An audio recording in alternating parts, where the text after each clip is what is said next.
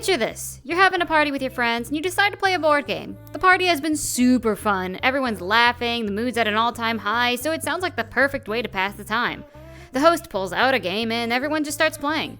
As the game goes on though, you're having a streak of bad luck, fail roll after fail roll, and are losing pretty badly. Your friends are having a fantastic time, even more so because the constant L's that you're taking is hilarious. But your mood has heavily diminished. You're angry, and soon blow up at all the other players before storming off and quitting. You don't notice, but the other players are now all uncomfortable, and for a time, don't know what to do to ease the tension. This is a very popular problem within the murder mystery community, and it is the job of the host to try and avoid any mood dips during the game. You could be a most well put together person in the game, but that doesn't mean that you aren't in danger of a bad mood. There are a ton of small invisible factors that a host can and can't control, and today, I want to cover some instances and preventative methods to try and keep your game moving as smoothly as possible as a host and as a player. Let's get started.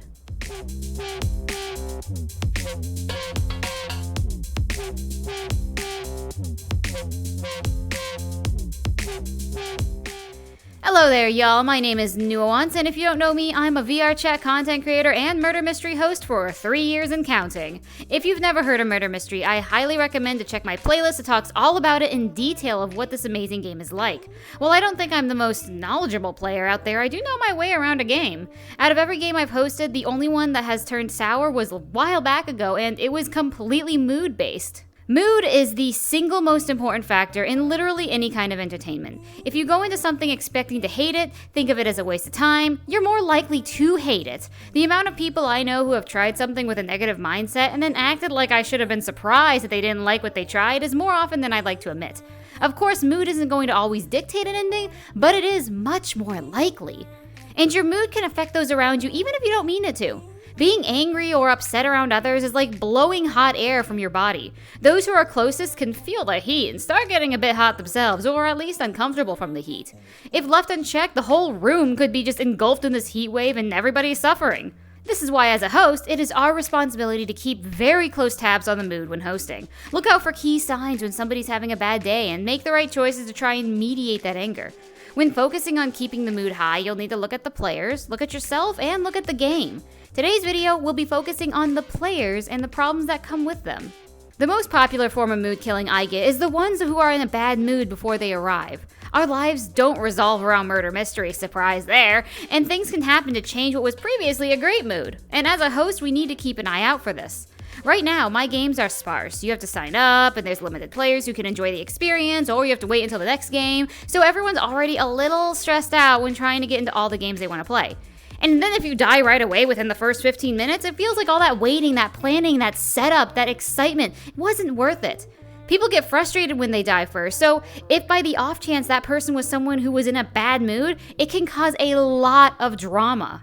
When I can tell a player is in a bad mood, I'll usually ask them if they want to just sit this one out and be a mascot.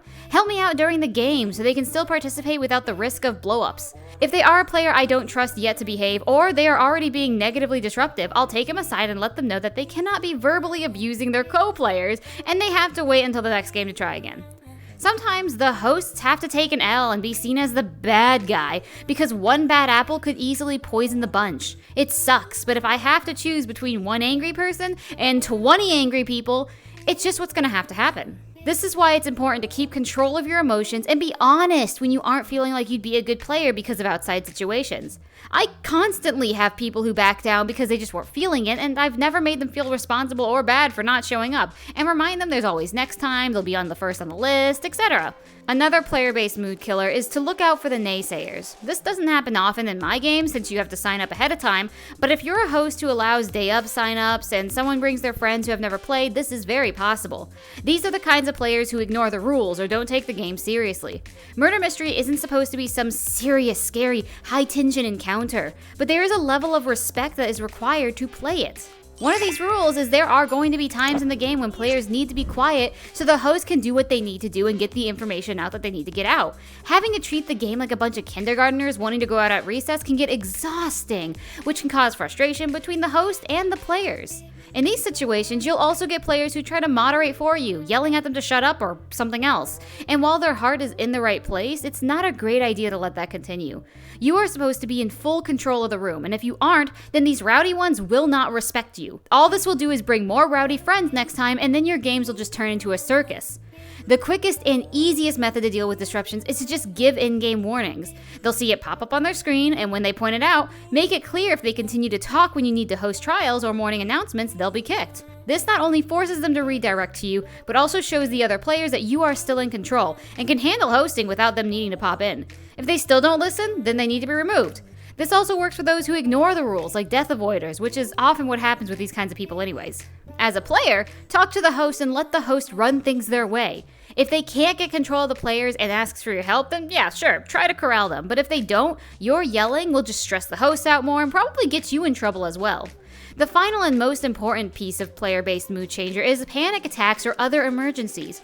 While I was working on this video in late August, this section actually happened live on stream. I've removed the video for obvious reasons, but we did have some players who ended up having panic attacks during the game.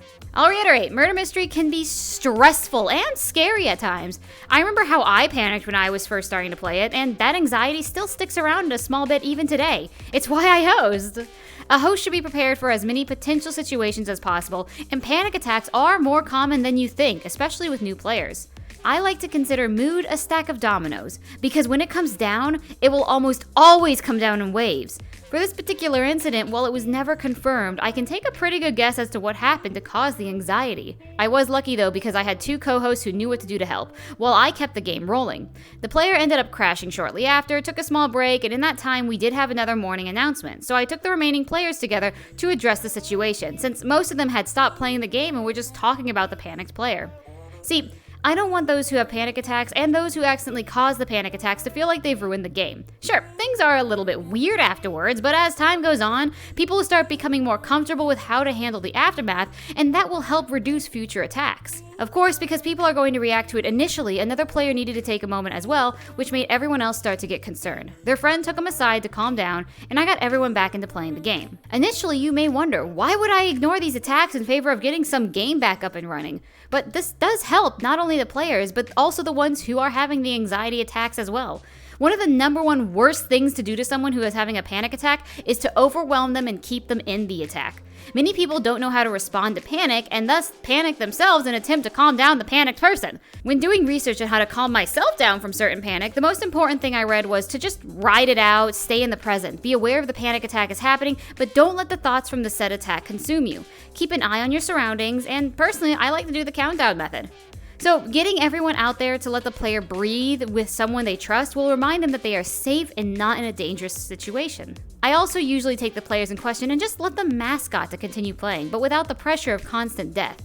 Straight up cutting them off can actually make things worse, since if the player really enjoys the game, which I'd assume because they signed up for it, and they had a stroke of bad luck which a panic attack was triggered, they will associate their panic with punishments, and that could cause them to panic over their panic, which would make it worse and make more people panic. You get the point? Player-wise, when you do see someone having an attack, the first thing you need to do is get a moderator. Stay with them if they're alone, but if a closer friend arrives, allow that friend to try and console them and get everyone else out of the panic area.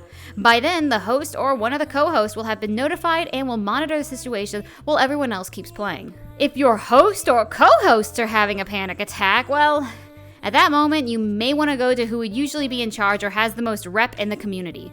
Usually people who play Murder Mystery also host Murder Mystery or are responsible enough to handle situations. Make a team to do the jobs that the host would need to do, keep the game rolling, and let them ride out the waves. If they can't continue hosting, the game may end early, or a new host may just take over, which can get messy, but it is possible. This is part 1 of a 3-part video that is covering all things Murder Mystery and is a correlation to mood, but I hope that this helps you start understanding what we as hosts hosts look for in terms of live games. Many hosts just kind of do their thing without considering all of these factors consciously, but I think the games are just much better when you try to keep them entertained and wanting to come back for more. As usual, thank you all so much for being here today, and make sure you drink your water, eat your broccoli, and have a fantastic time. See y'all in the next video!